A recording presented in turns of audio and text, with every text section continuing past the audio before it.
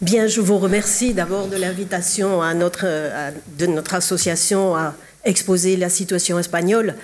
J'avais envoyé effectivement un PowerPoint sur la loi, je crois qu'il vous a été diffusé.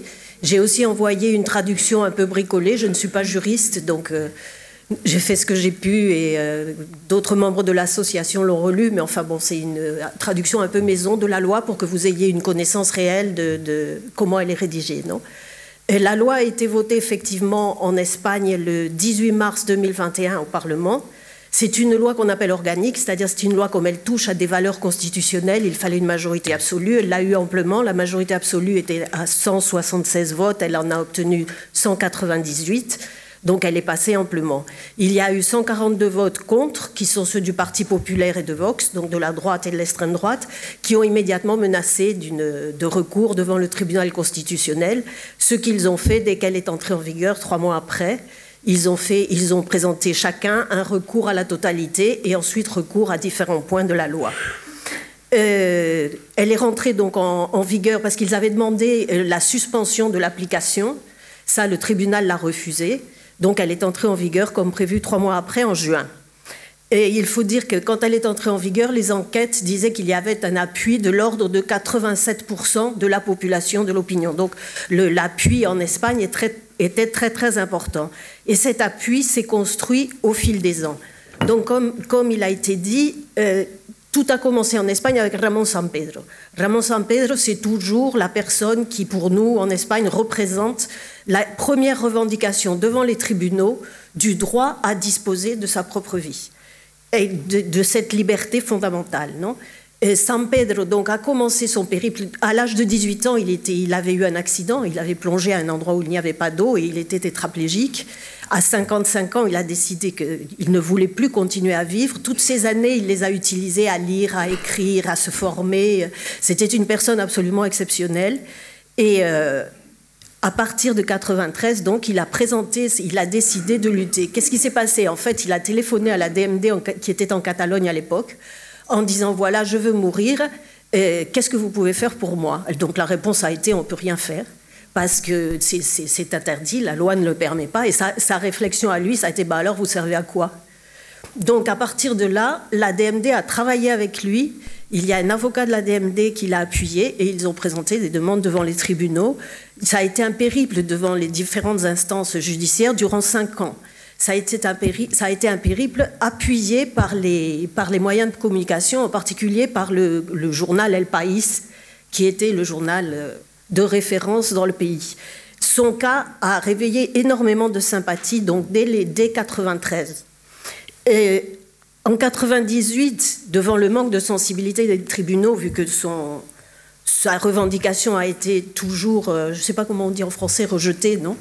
A été rejeté systématiquement, il a décidé de se suicider. Il a organisé son suicide de telle façon qu'il soit impossible de savoir qui l'avait aidé.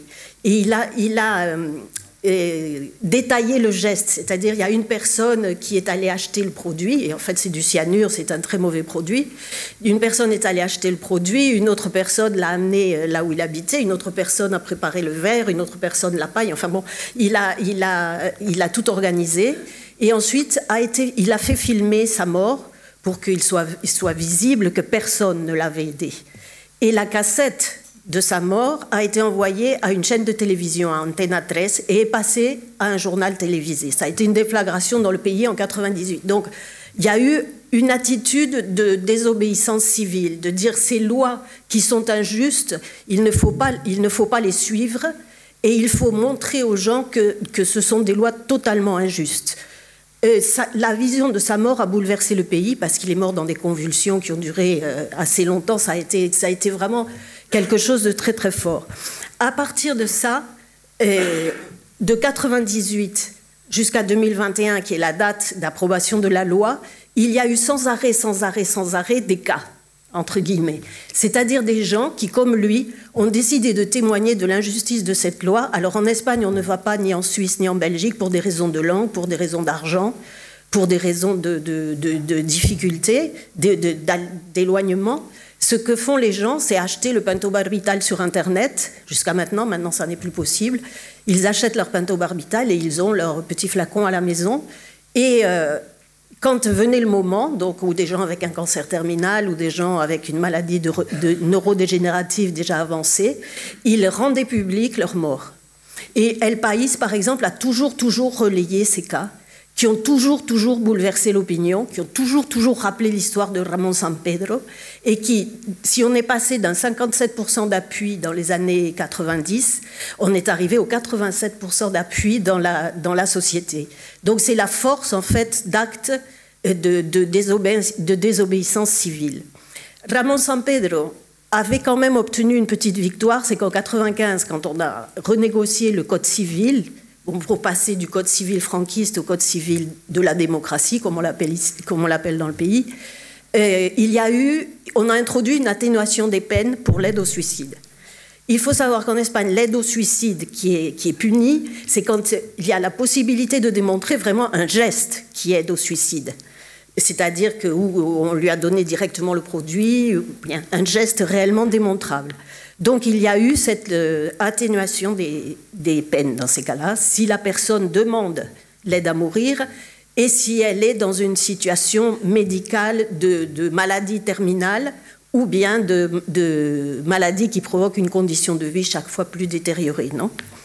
Donc, ils sont déjà les conditions qui vont être après dans la loi d'euthanasie.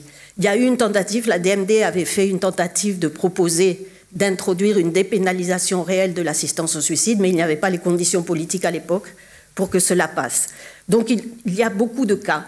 Et ensuite, il y a eu le cas de médecins qui se sont impliqués dans cette lutte. Alors, en 2005, il y a eu une histoire qui est un peu l'équivalent de votre histoire Bonne Maison. C'est-à-dire que dans un hôpital près de Madrid, le chef du service d'urgence, Luis Montes, a été accusé par dénonciation anonyme de réaliser 400 euthanasies clandestines. Il a été immédiatement, accusé devant les tribunaux par le gouvernement régional de Madrid. Et son calvaire a duré pendant 2 ans, le calvaire devant les tribunaux, avec les journaux qui l'accusaient, l'appelaient le Mengele espagnol. Enfin bon, ça a été absolument épouvantable. C'était simplement un médecin compatissant, urgentiste, et qui réalisait des sédations dans de bonnes conditions, c'est-à-dire des sédations courtes et avec les bons produits. Il a finalement, le dossier a été classé sans suite. Et lui a contre-attaqué parce qu'il y avait des accusations en fait de mauvaises pratiques, de sédation mal pratiquée, etc., qui restaient dans l'air. Et il a contre-attaqué. Et 2 ans après, il a obtenu que les tribunaux reconnaissent qu'il n'y avait pas eu de mauvaises pratiques médicales. Luis Montes a été le président jusqu'à sa mort en 2019 de notre association. Luis Montes, c'est comme San Pedro en Espagne. Moi, si je dis je milite à la DMD, bon, tout le monde me regarde, d'accord, la DMD c'est bien, ça doit être bien. Si je dis je milite dans l'association de Luis Montes, tout le monde sait quelle est cette association et qu'est-ce qu'elle défend. C'est vraiment une figure iconique de la lutte. Et chaque fois qu'il y avait un cas qui sortait dans les journaux, tous les journaux venaient interviewer Luis Montes, on le voyait dans tous les journaux télévisés. Je veux dire, ça a été vraiment un personnage extrêmement important dans la lutte pour l'aide à mourir. Quand on est arrivé en 2021, bon, il y a eu pendant toutes ces années une dizaine, je crois, de propositions de loi qui ont été présentées par des partis à la gauche du Parti socialiste sans jamais aboutir. En 2017, Podemos a proposé une loi qui ressemble beaucoup à celle qui a été finalement votée, mais les socialistes se sont abstenus au Parlement en disant que le pays n'était pas prêt. Seulement en 2018, après une motion de censure, les socialistes ont été au gouvernement et ils ont proposé leur propre loi, que toute la gauche, tous les partis à sa gauche ont appuyé. La législature s'est terminée abruptement. À la législature suivante, ils ont proposé de nouveau la loi et la loi est finalement passée, non, en 2021. Au moment où la loi est passée, une pétition signée par plus d'1 million d'Espagnols a été présentée pendant les débats au Parlement,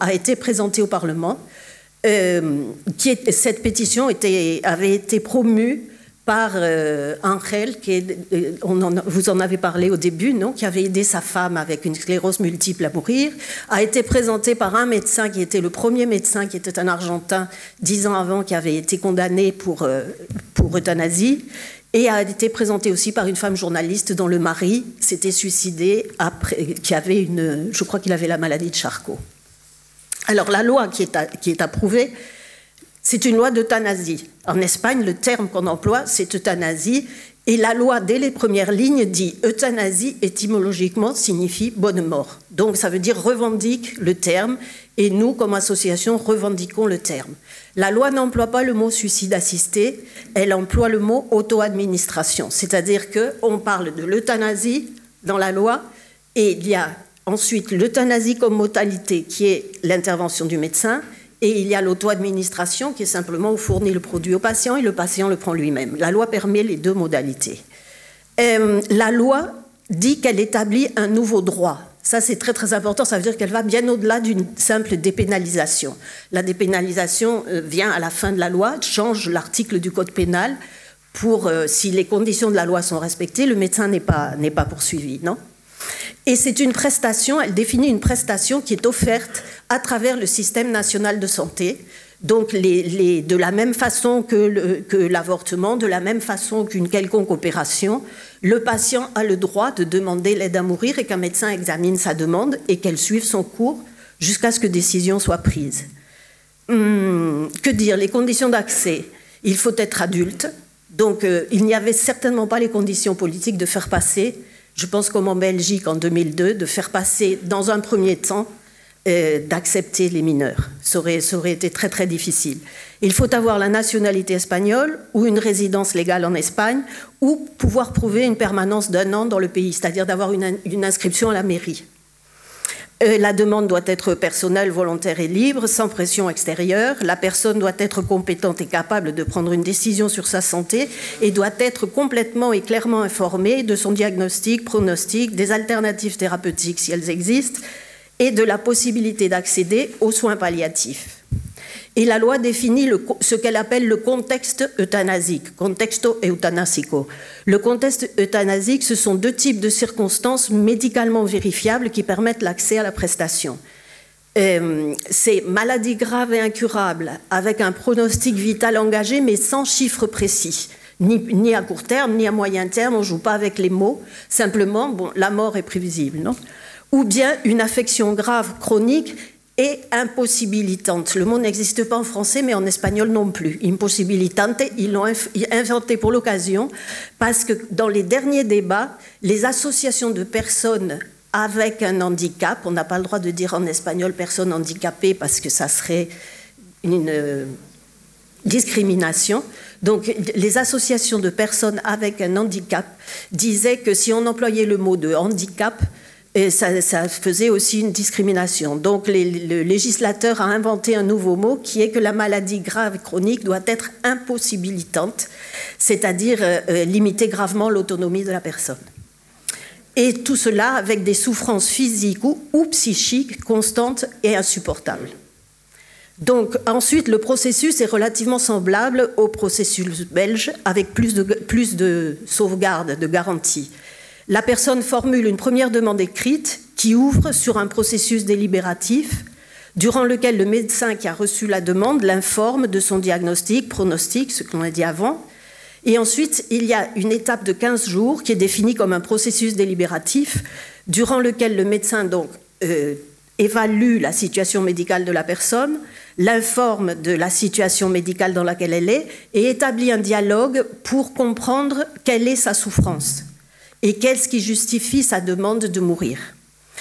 Sur ça, il doit établir un rapport complet et donner sa décision. Si elle est favorable, il doit chercher un second médecin, qu'on appelle le médecin consultant, qui doit être indépendant du premier et formé à la pathologie du patient.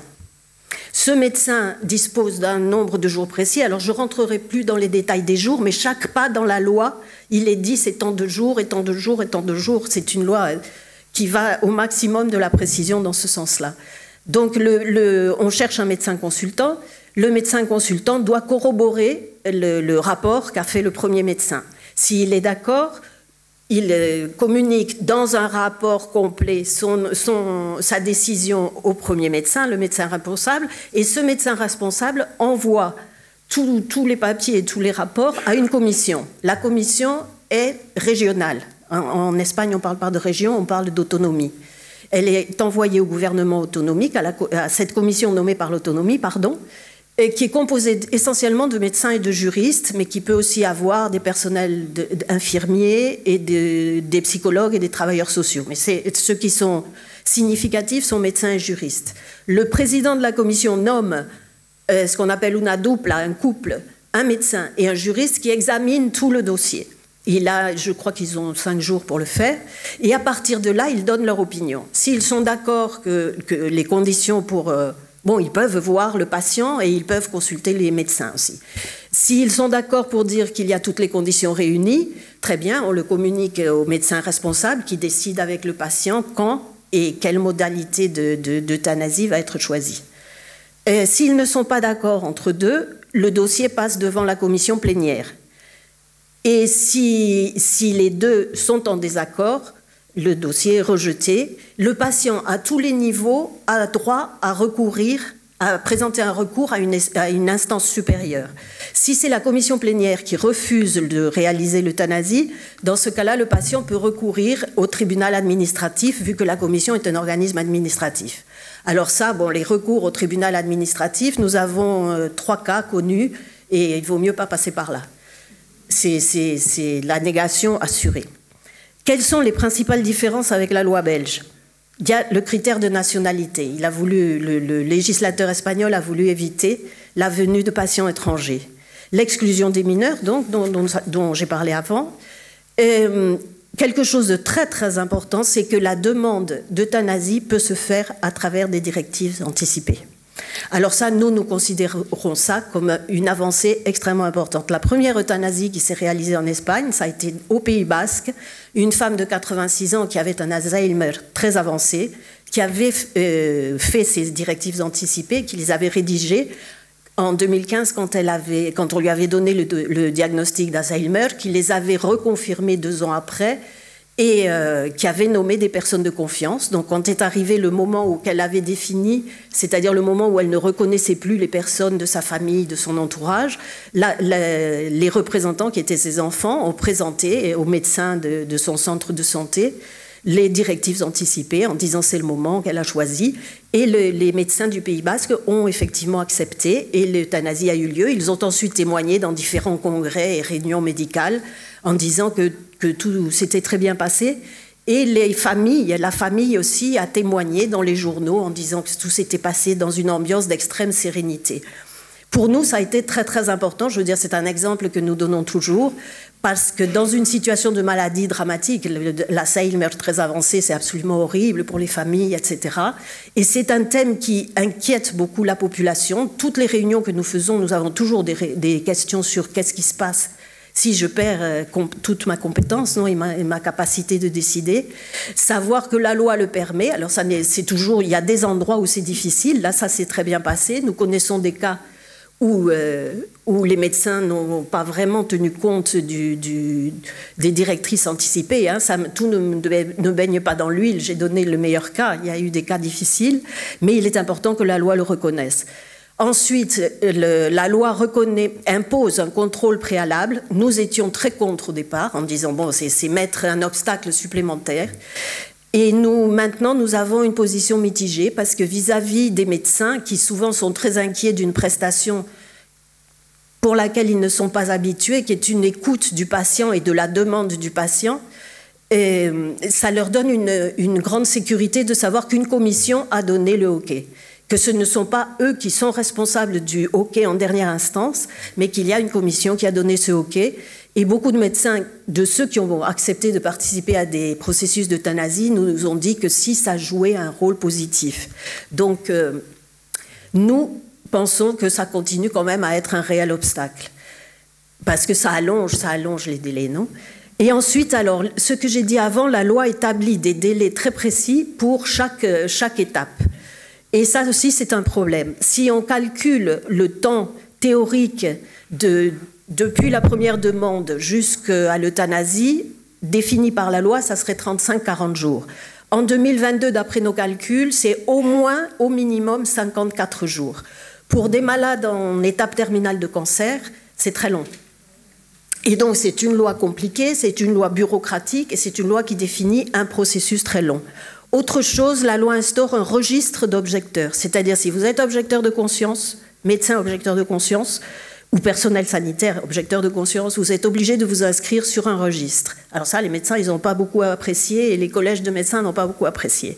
C'est un registre qui n'est pas public, qui est destiné à ce que l'administration sanitaire puisse gérer un droit. C'est-à-dire que l'objection de conscience est reconnue, mais ne peut pas empêcher que le patient accède à une prestation à laquelle il a droit.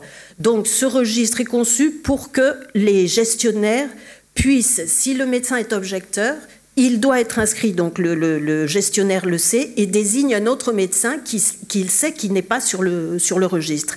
Donc c'est supposé permettre le respect du droit du patient. Et il y a beaucoup de protestations des associations médicales. Quel problème y a-t-il ? Le premier énorme problème maintenant que nous avons comme association, c'est qu'il y a très peu de suivi de l'implantation de la loi. Par exemple, le ministère de la Santé doit publier un rapport annuel, comme en Belgique, où il donne les données concrètes de réalisation des euthanasies, des données quantitatives, et produire une analyse de la situation et des suggestions d'amélioration, etc. Le rapport 2022 n'est toujours pas publié. On n'a qu'un rapport 2021, donc des 6 premiers mois d'application de la loi, qui ne signifie rien du tout parce que la commission, dans beaucoup d'autonomie, n'avait pas été nommée à temps.